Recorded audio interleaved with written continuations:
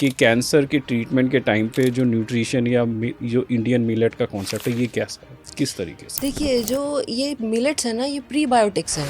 Cancer से पहले भी हमने बहुत सारी चीज़ों को इतना लाइटली लिया हुआ है, चाहे अपना डेली रूटीन देखें या हम अलग अलग अपनी हैबिट्स देखें, ईटिंग हैबिट्स देखें, बहुत सारी चीज़ें हैं जो हमें इम्पैक्ट करता है। जो रेडिएशन है इसमें भी गट और ब्रेन कोरिलेशन कुछ इफ़ेक्ट करता है, और इसमें क्या चीज़ें होती हैं?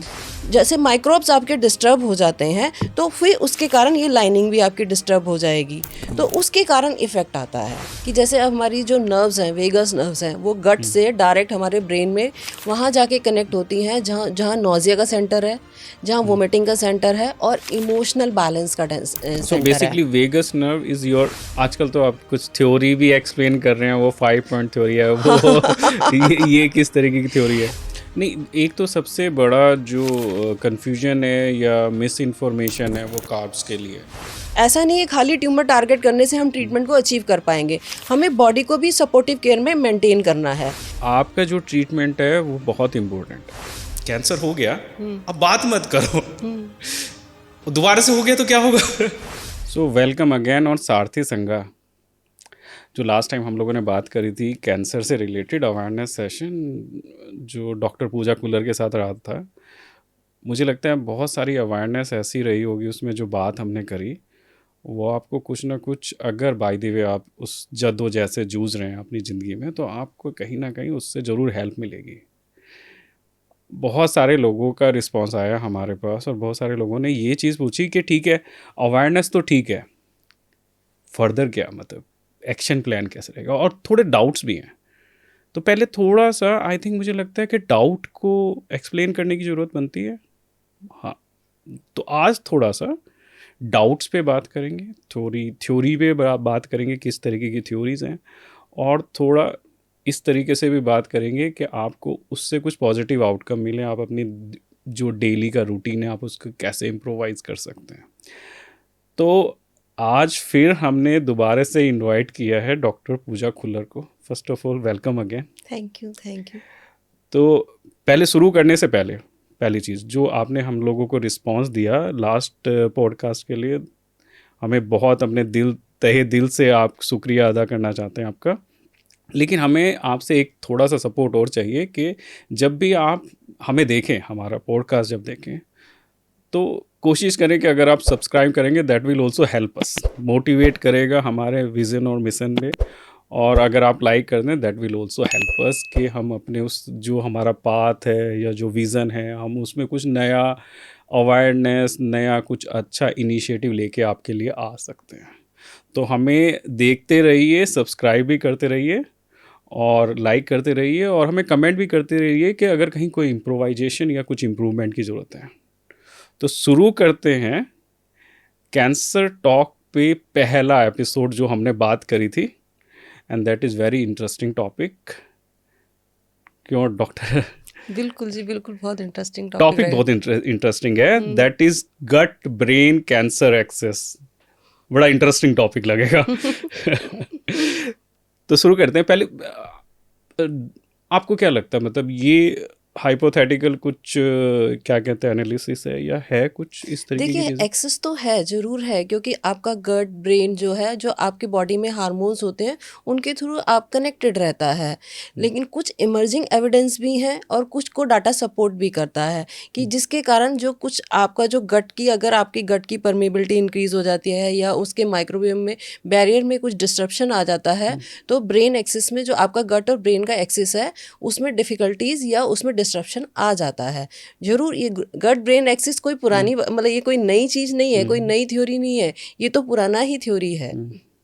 लेकिन अगर इसमें अगर बात करेंगे, मैं एक छोटी सा जो पॉइंट ऐड करना चाहता हूँ यूज़र के लिए, कि चाहे कैंसर से पहले या कैंसर के बाद, कैंसर से पहले भी हमने बहुत सारी चीज़ों को इतना लाइटली लिया हुआ है, चाहे अपना डेली रूटीन देखें या हम अलग अलग अपनी हैबिट्स देखें, ईटिंग हैबिट्स देखें, बहुत सारी चीज़ें हैं जो हमें इम्पैक्ट करता है। चाहे वो, अगर हम लोग अपने गट पे जो काम करते हैं, that will effect your mind also, and your mind is also impact your gut. दोनों कनेक्टेड हैं। अगर ब्रेन में स्ट्रेस है तो वो आपकी गट को वो फर्क पर डालेगा। अगर आपकी गट में वो डिफ़िकल्टीज आ रही हैं तो वो आपके ब्रेन या उसमें माइंड में भी फ़र्क आ जाएगा। तो ये दोनों कनेक्टेड हैं, दोनों में ही फ़र्क आएगा। वाइस वर्सा है कि एक को फ़र्क डालोगे तो दूसरे पे फ़र्क आ ही जाएगा।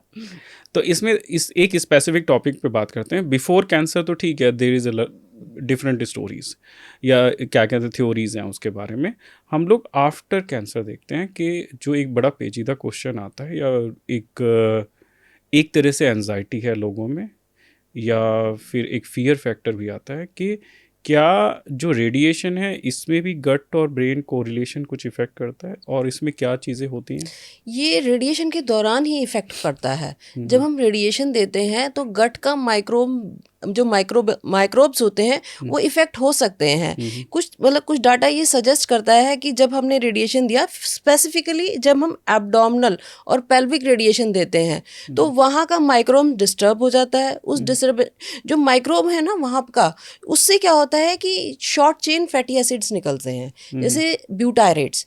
ये जो ब्यूटायरेट्स होते हैं, ये जो आपकी म्यूकोजा की लाइनिंग होती है, गट की म्यूकोजा की लाइनिंग होती है, ये उसके बैरियर को मेंटेन करती है, इम्यून मॉड्यूलेशन करती है।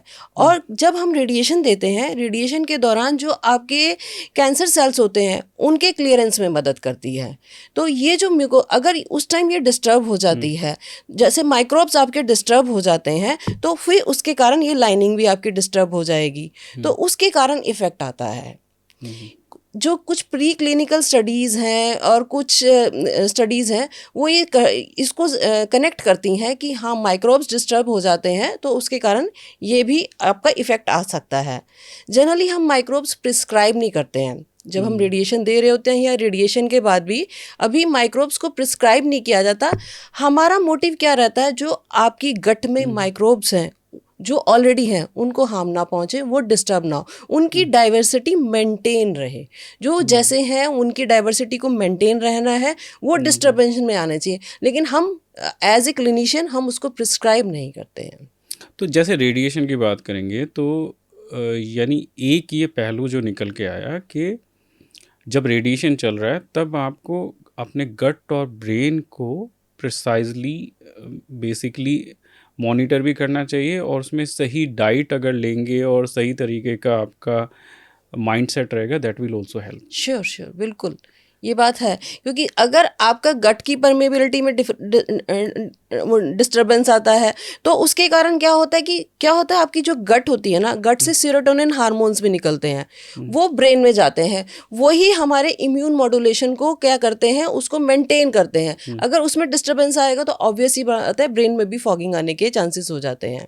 यानी अगर सेरोटोनिन की बात करेंगे तो यूज़र के लिए थोड़ा अगर एक it is a good hormone, it is a ये गुड हैप्पी हार्मोन है, इसे हैप्पी हार्मोन कहते हैं। और दूसरा ये है कि 90% production of serotonin it is in gut. हाँ नहीं, पेरिफेरल जो अगर हम अपनी बॉडी की बात करेंगे तो बॉडी का जो पेरिफेरल जो है वो 90% है सेरोटोनिन, वो गट में प्रोड्यूस होता है। तो gut is basically your second mind जो नॉर्मली जो हम पढ़ते लिखते रहते हैं। तो जो आपके कहने का मतलब है कि सपोज कीजिए अगर आपको रेडिएशन हो रहा है, यानी रेडिएशन के लिए आप प्रोसीजर के लिए डाल रहे हैं, तो that will also effect your gut. और जब आपका गट इम्बैलेंस होता है या गट पे कुछ रेडिएशन अगर हम एब्डोमिनल और पेल्विक ऑर्गन्स में दे रहे हैं तभी इफेक्ट करेगा। ये नहीं है कि अगर हम कहीं और दे रहे हैं डिस्टेंस में नहीं करेगा। जब हम उस साइट पे ही देंगे तभी इफेक्ट करेगा। बिल्कुल। तो आपको उस समय थोड़ा सा अपने क्योंकि गट अगर इम्बैलेंस होगा that will effect your mindset also. तो आपको ये कोशिश करनी पड़ेगी कि आप अपने गट को भी बेटर न्यूट्रिएंट फूड दें, और दूसरा आपके माइंडसेट को भी आप बेटर तरीके से मेंटेन करके रखें। ये सब चीज़ें। इसमें एक और वर्ड आता है दैट इज़ कैंसर फॉग और डिस्फॉइसिस। बेसिकली क्या होता है, हमारी गट में क्या होता है, दोनों तरह के फ्लोरा होते हैं, गुड फ्लोरा भी और बैड फ्लोरा भी। जब हम क्या होता है कि अगर किसी भी तरीके से मान लीजिए रेडिएशन हो रहा है या कोई भी कैंसर का ट्रीटमेंट हो रहा है जिससे गट की परमेबिलिटी में चेंज आ गया या डायरिया ही हो गया है, तो उसके क्या होता है आपका ये फ्लोरा डिस्टर्ब हो जाता है। इस फ्लोरा में जो ये बैलेंस बना हुआ है गुड फ्लोरा और बैड फ्लोरा का, ये डिस्टर्ब हो जाता है, तो इससे डिस्फॉइसिस हो जाती है। और इस परमेबिलिटी इंक्रीज करने से या गट का जो म्यूकोजा है उसके डैमेज होने से, जैसे मैंने अभी आपको बताया कि गट की म्यूकोजा से सीरोटोनिन निकल रहा है, जो वो सीरोटोनिन है ये ब्रेन को सिग्नल्स देता है।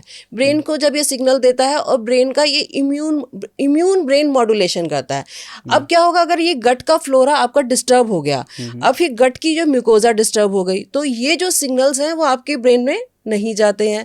जब ये आपके ब्रेन तक नहीं पहुंचते हैं तो फिर क्या होता है, ये जैसे एंजाइटी है, फॉगिंग है या फिर स्लीप डिस्टर्बेंस है, ये होने के चांसेस बढ़ जाते हैं। मतलब कुछ थ्योरीज इसको एंडोर्स करती हैं कि जैसे गट की परमेबिलिटी या गट में डिस्टर्बेंस आता है तो इसके कारण इसके चांसेस हो जाते हैं। Although this is not a very लेकिन एंडोर्स करती हैं कि इसके होने के चांसेस बढ़ जाते हैं।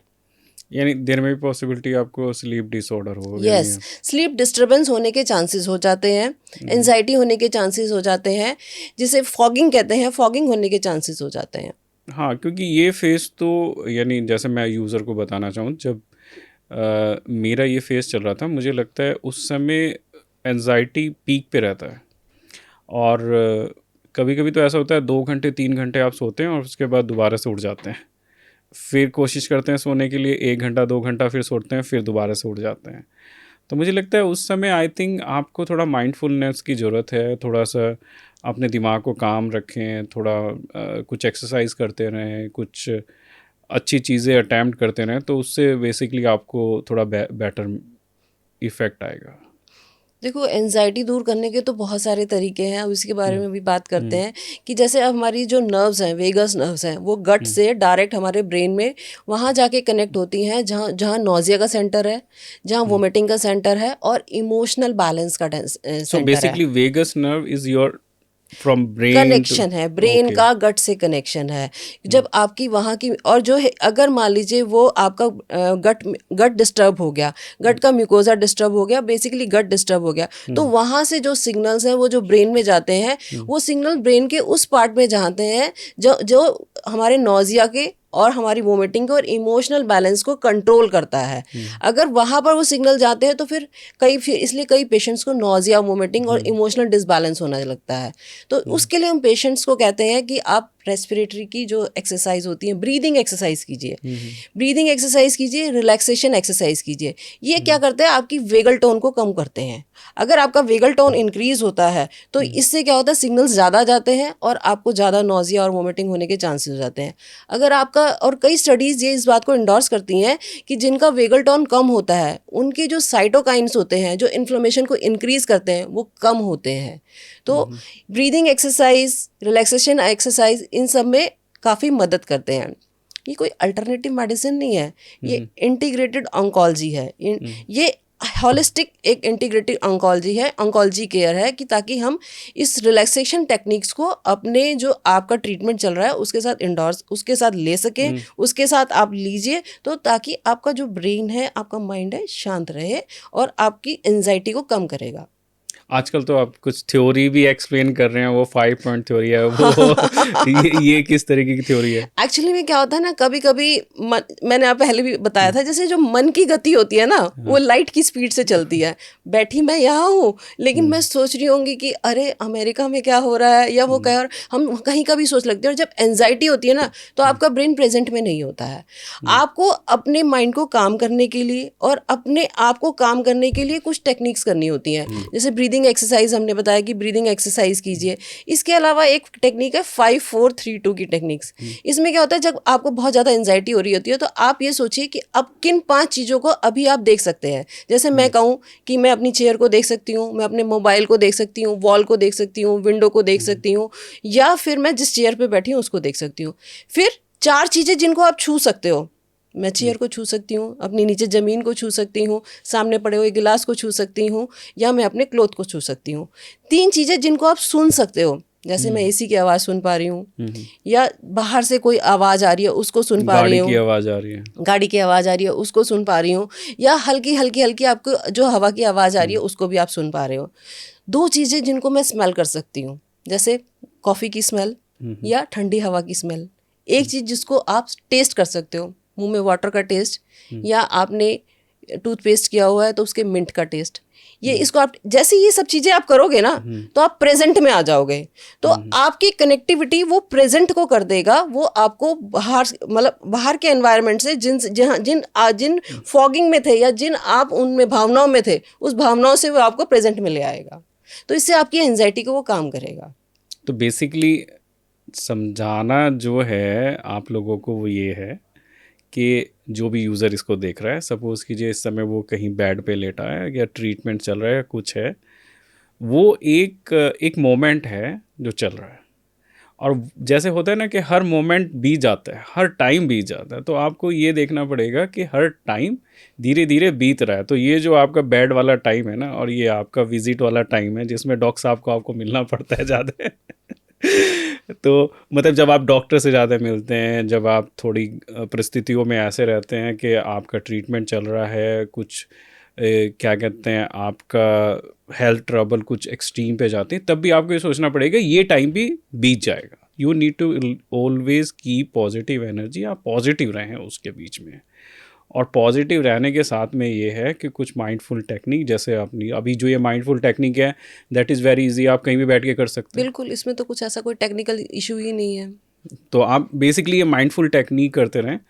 तो मुझे लगा कि ये जो टॉपिक है ये दूसरे एपिसोड तक भी जाएगा, क्योंकि ये तो हमने समझाया अभी, ये हमने समझाया कि ठीक है, रेडिएशन के टाइम पे आपको किस किस तरीके का इफ़ेक्ट आ सकता है, और आपका जो basically gut brain cancer axis है वो है, वो और वाली वो चीज़ डिस्टर्ब हो सकता है। वो डिस्टर्ब हो सकता है, वो किस तरीके से डिस्टर्ब हो सकता है, क्या हार्मोन है जो बेसिकली इट विल इम्पैक्ट, और बहुत सारी चीज़ें ऐसी हैं जो कोरिलेट करती हैं, लेकिन हम डेली लाइफ में कैसे इम्प्रोवाइज़ कर सकते हैं। तो मुझे लगता है हम जो दूसरे एपिसोड में आपके लिए लेके आ रहे हैं वो थोड़ा सा आपका डेली इम्प्रोवाइजेशन को लेके आएंगे। तो इस बार थोड़ा सा बात करेंगे क्या हम अपनी डेली लाइफ में खा सकते हैं, किस तरीके की चीज़ें यूज़ कर सकते हैं जिससे आपका गट ब्रेन एक्सेस और बेटर तरीके से परफॉर्म कर सके during the treatment also. During the treatment and also the after the treatment. Correct. So जुड़े रहिए, सेकंड एपिसोड की तैयारी करते हैं, और सेकंड एपिसोड में यही टॉपिक हम लोगों को कंटिन्यू करना है।